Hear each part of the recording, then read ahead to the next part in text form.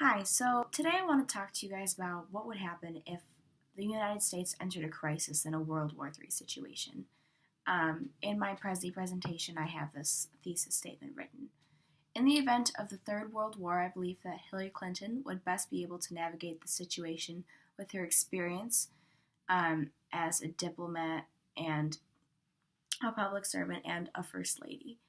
Now, the situation that I've imagined happening is something where in this scenario, I imagine that Hillary might have sent classified emails about potentially looking into North Korea's situation there with dictatorship and human rights violations, and then Russia getting a hold of those emails and, forwarding them to North Korea, and then a whole bunch of stuff goes down, basically.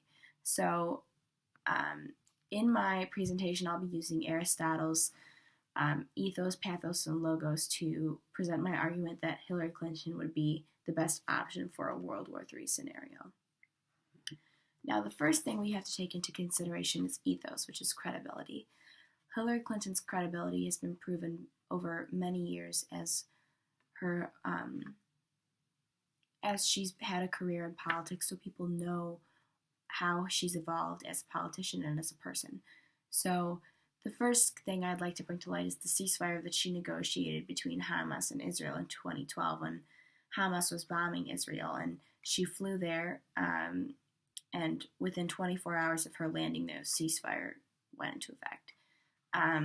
As First Lady, she held her own office in the West Wing. She knew what was going on, and I think that really speaks to her dedication to learning more about the situations and also just her care that she has for the American people. And in the article that I used for part of my sources by Peter Baker and Amy Chozick, Alan Binder says, I think she learned. She's really smart, she learns, and she knows she made mistakes. So while Hillary was the First Lady, she was very hot-headed, similar to how Trump is now. She wouldn't bite her tongue. She wasn't very diplomatic, like the cookie-cutter version of it. However, she was just the First Lady then. And while First Lady is a very important job, it's certainly not the president. So she had the opportunity to learn while her husband was president back then. And now she's evolved and she's been Secretary of State. She's held many different public offices. And so she has a lot of experience in this field. And Trump himself said during the third presidential debate that one thing that Hillary Clinton has on him is experience. And, people really need to respect both candidates, especially now that Donald Trump is the president. But I think in this imagined scenario, this is just, what I'm bringing to light. And she also negotiated and enforced very tough restrictions on Iran when they were building nuclear weapons. She went to the UN and she brought together many different countries who might not typically agree on everything and got them to put restrictions on the ability to build a weapon of mass destruction in Iran. The next thing I want to talk about is logos, which is logic. It kind of just expands upon my first point of Hillary Clinton's credibility. Logically, Donald Trump has no experience in foreign affairs or diplomacy because of his years as a businessman. He hasn't been involved in politics. While he runs his business very well, and he has many different enterprises, and his kids are raised very well, and they are starting to become following in his footsteps with the businesses and stuff.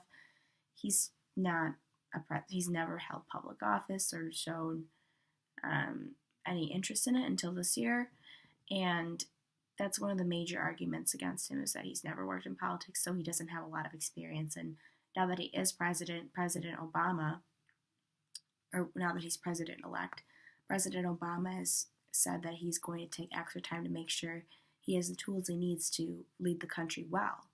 And, I think this is really great because even though he's not a politician, he will have the tools he needs, and hopefully he'll gain a lot of knowledge and learn from President Obama's experience and the experience of his cabinet and people that work in the West Wing.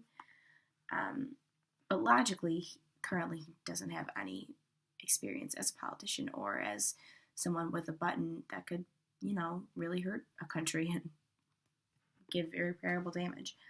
The last thing I want to talk about is pathos, which is emotion. Many Americans feel unsafe or threatened now that Donald Trump has become elected president. I think in this time we really need to focus on our country's values and just have genuine care and respect for other people. In closing statements, I would just like to remind you that we used ethos, pathos, and logos. The main issue here was the experience that Hillary Clinton had and Donald Trump's lack of experience, and that's why I chose her to be my candidate in this hypothetical situation.